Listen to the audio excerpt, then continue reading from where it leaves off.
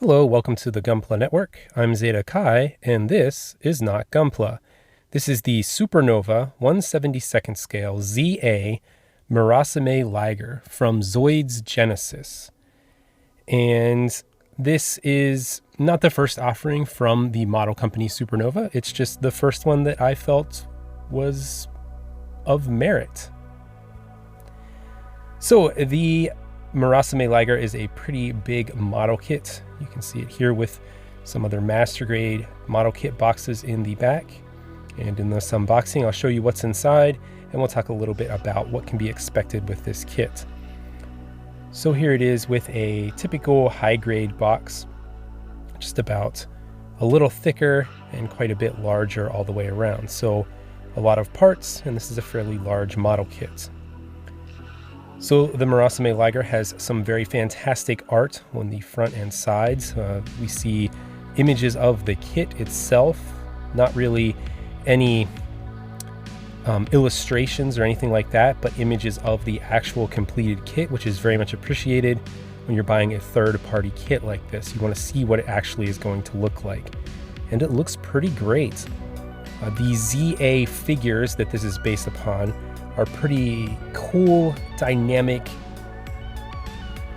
versions of the Zoids characters, and this kit is basically an upscaled one of those ZA figures by, I think 𝚃𝚑𝚎𝚗 makes those.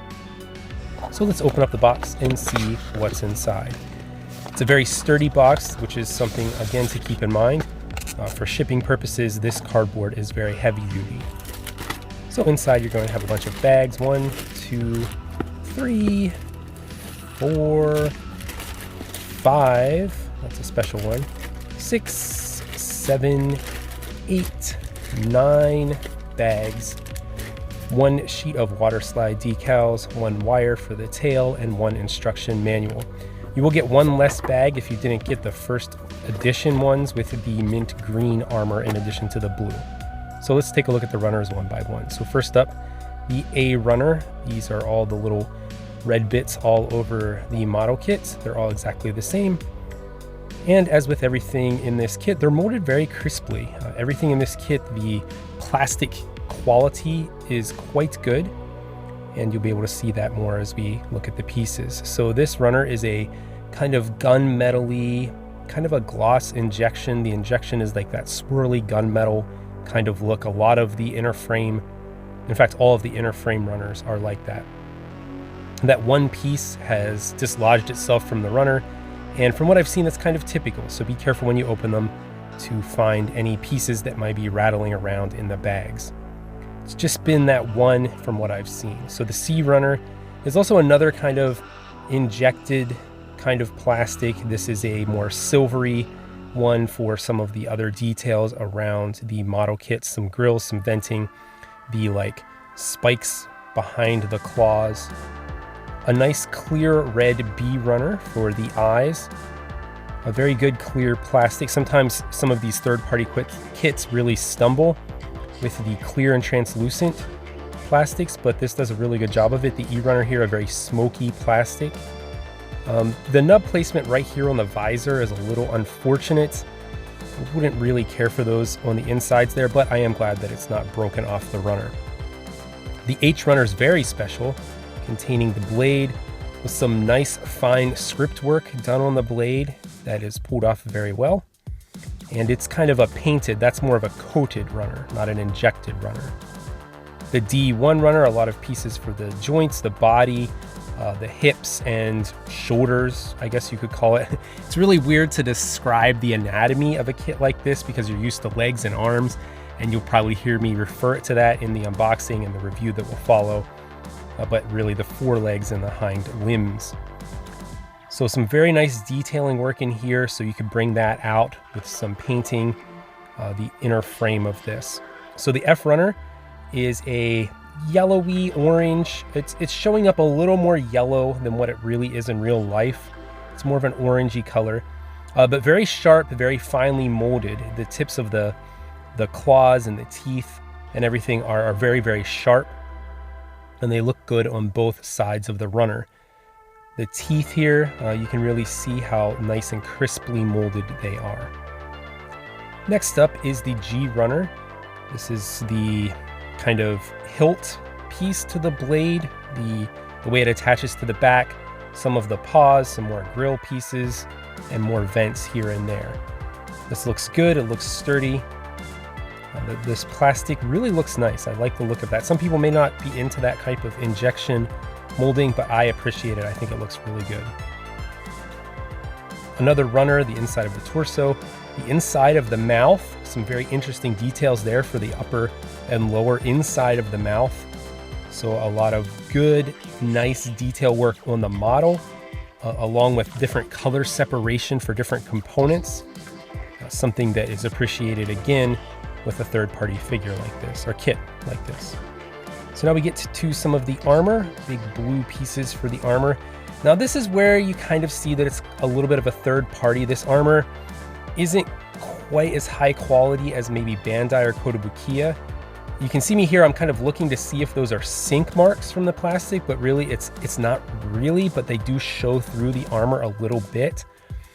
So it's not quite as clean as a Bandai kit. It's hard to explain. It's not bad. The quality is there, but it's not uniform across the whole giant piece of armor, I guess is the best way to describe it. It's not as bad as some other like knockoff or bootleg companies, like the old 𝚃𝚎𝚗𝚒 model kits. They were terrible with the quality of the plastic. This is much better than that, although it's not quite Bandai standards. One thing I wanted to accomplish with this unboxing and review is to really show you the truth behind it and explain everything from the vantage point of someone who is accustomed to high quality Bandai model kits, and compare it to that specifically, not compare it to other bootlegs or other kits as a whole, but compare it to the standard of quality of Bandai. And this is just below it, although it's not nearly as bad as some of the other bootleg and knockoff kits. I see a lot of reviews of kits like this, and they say, oh, these are great, there's no problems with them at all. But there are some problems, and I'm going to discuss them if I come across any. So this white is kind of a bone white color. It's not a brilliant white. The previous runner and this runner. Sorry, I got a little bit on a tangent there. The pieces for the mane there, and some other bits here and there. Again, the mold work is very, very well done, top notch.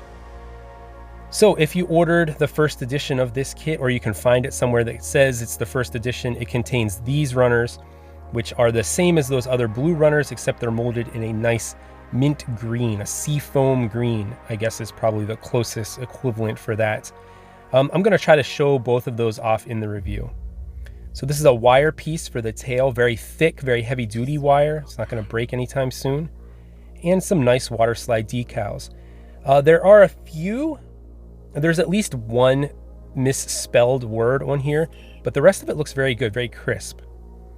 One thing I did want to take note of is the fact that all of these runners have a lot of undergated parts. This is something that's more common on third-party figures, but the undergating is appreciated if you like undergated plastic. The nub marks aren't going to show up as much with those. It takes a little bit more care to make sure that pieces fold together right and fit together precisely, but the undergating prevents you from seeing as many nub marks, and that's a great thing. The instruction manual is very clear. The way that the instructions are laid out doesn't look like there'll be any problem understanding what you're supposed to do. That's another failing of some third-party, or even especially bootleg or knockoff companies. Their instruction manuals are terrible. It's hard to tell. There's mistakes in them. And this looks very, very good. So that's it for the unboxing. I hope you liked seeing all these different pieces. I will build this up and get a review out as soon as possible and let you know how it stacks up to Bandai or 𝚘𝚒𝚘𝚗 quality, how it fits in with scale, master grade, high grade, what it looks like in scale, and how the build process works itself out. So if you liked this review, make sure you click thumbs up down below, subscribe to the Gunpla network for all kinds of model kit needs, discussion, news, editorials, everything that encompasses the kind of mecha genre of model kit making you can find here on the Gunpla network. If you're looking for some advice on other Plamo, make sure you check out the Plamo network on Facebook. It's everything that's not Gunpla. As always, everyone, keep on building, and we'll see you on the review. Take care.